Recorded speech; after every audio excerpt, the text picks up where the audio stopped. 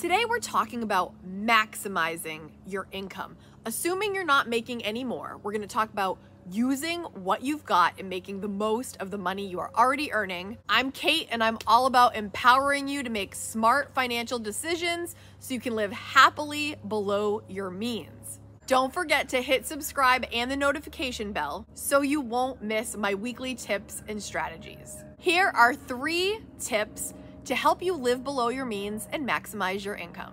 Let's get into it.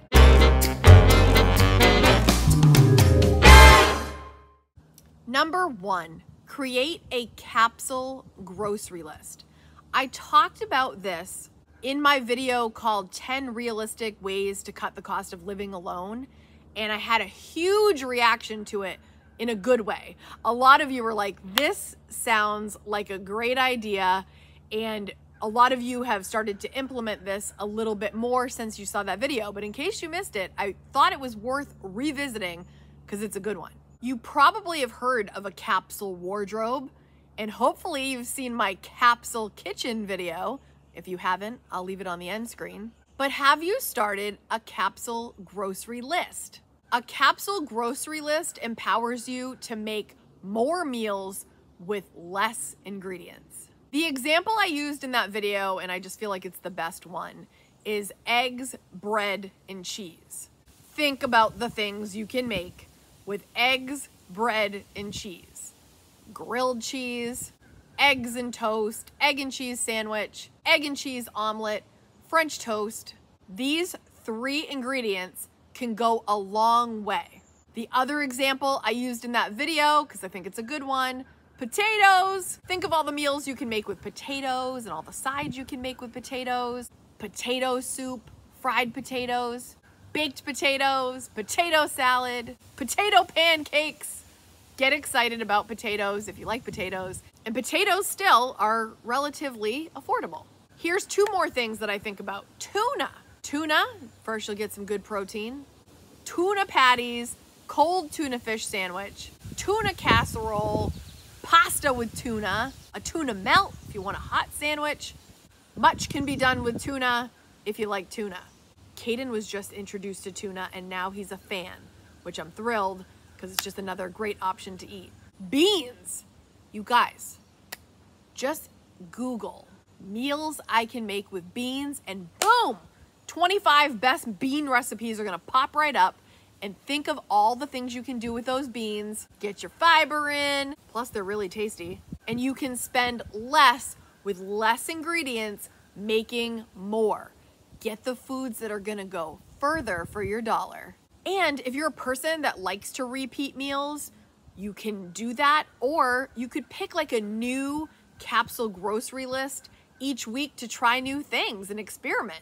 A capsule grocery list is a really good way to maximize your income because groceries are expensive, my friends, as you know. Give it a shot. Oh, and if you have another little combination of food that you think is a really great one that goes a long way, some people might say like rice, etc. I'm not a big fan of rice. I wish I liked it more. But anything that you think would be helpful for the K-Squad, leave it down below in the comments. A combination of foods that you think would be great for a capsule grocery list so we can check it out. I know you guys have so many good ideas. Number 2, tighten up your discretionary spending. In other words, if you want to maximize your income, don't blow it.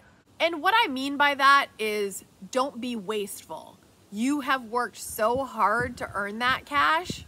Once you have your basic needs taken care of, be very selective in what you spend additional money on.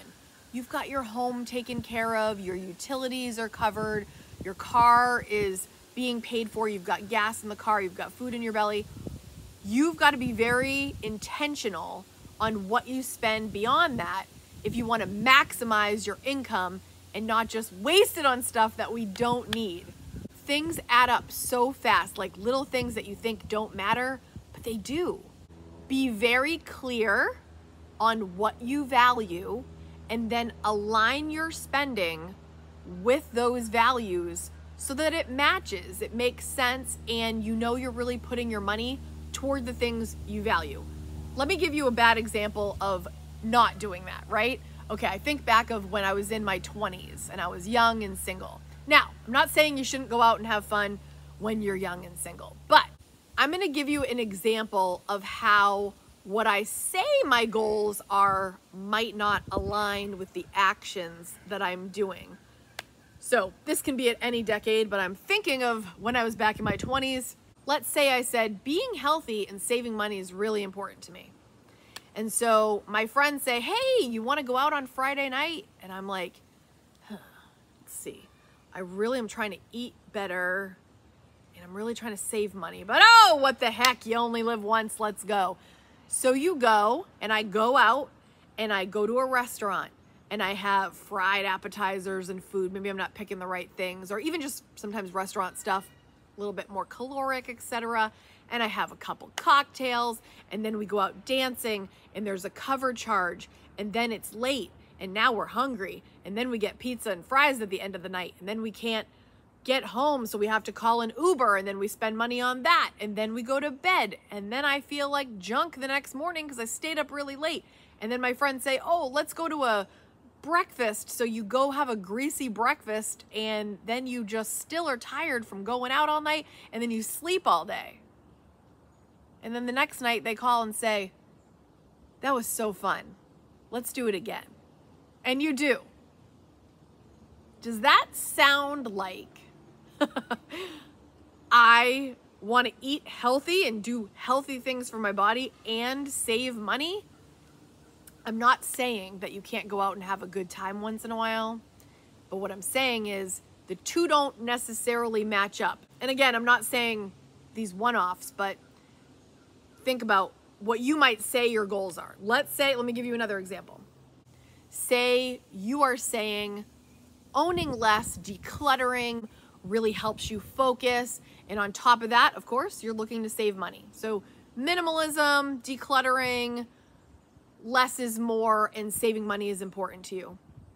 And then you go shopping because you feel like it, and you go buy all this stuff for your house, home decor, that you really don't need, but it was just kind of fun.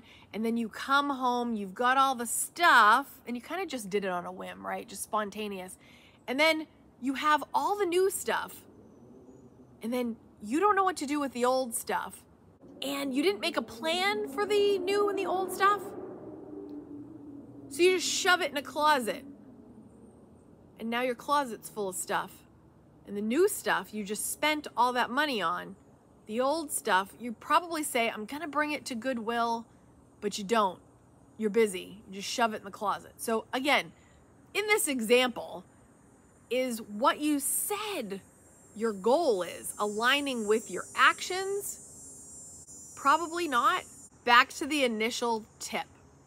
Tighten up the discretionary spending and make sure it aligns with what is most important to you.